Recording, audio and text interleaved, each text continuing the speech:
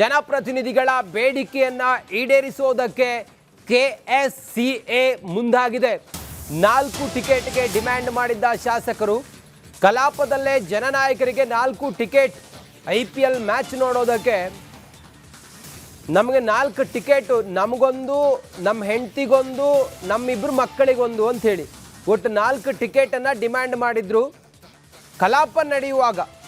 ಅದಕ್ಕೆ ಪಕ್ಷಾತೀತವಾಗಿ ಎಸ್ ಕೊಡಬೇಕು, ಜನಪ್ರತಿನಿಧಿಗಳಿಗೆ ಕೊಡಬೇಕು ಅನ್ನುವ ಗುಲ್ಲು ಕೂಡ ಎದ್ದಿತ್ತು. ಇವತ್ತು ಶಾಸಕರ ಬೇಡಿಕೆಯಂತೆ 3 ಟಿಕೆಟನ್ನು ನೀಡುವ ತೀರ್ಮಾನವನ್ನು ಕೆಎಸ್ಸಿಎ ಮಾಡಿದೆ. ಇವತ್ತು DCM ಭೇಟಿ ಮಾಡಲಿರುವ ಕೆಎಸ್ಸಿಎ ನಿಯೋಗ 4 ಟಿಕೆಟ್ ಕೇಳಿದ್ರು, 3 ಟಿಕೆಟನ್ನು ನಾವು ಜನಪ್ರತಿನಿಧಿಗಳಿಗೆ ಕೊಡ್ತೀವಿ ಅಂತೇಳಿ ಹೇಳಿದ್ದಾರೆ. DK ಶಿವಕುಮಾರ್ ಅವರು ಕೂಡ ಇದ್ರ ವಿಚಾರ ಕೊಡಬೇಕು, ಬೇಕಲ್ವಾ, ಅವರು ಕೂಡ ಸರ್ಕಾರದ ಭಾಗವಲ್ವಾ ಅಂತೇಳಿ ಎಲ್ಲ ಹೇಳಿದಾಗ ಕೆಎಸ್ಸಿಎ ಇದನ್ನು ಬಹಳ ಗಂಭೀರವಾಗಿ ಪರಿಗಣಿಸಿ ಎಲ್ಲ ಜನಪ್ರತಿನಿಧಿಗಳಿಗೂ ಕೂಡ 3 ಟಿಕೆಟು ಕೊಡುವ ತೀರ್ಮಾನ ಮಾಡಿದೆ.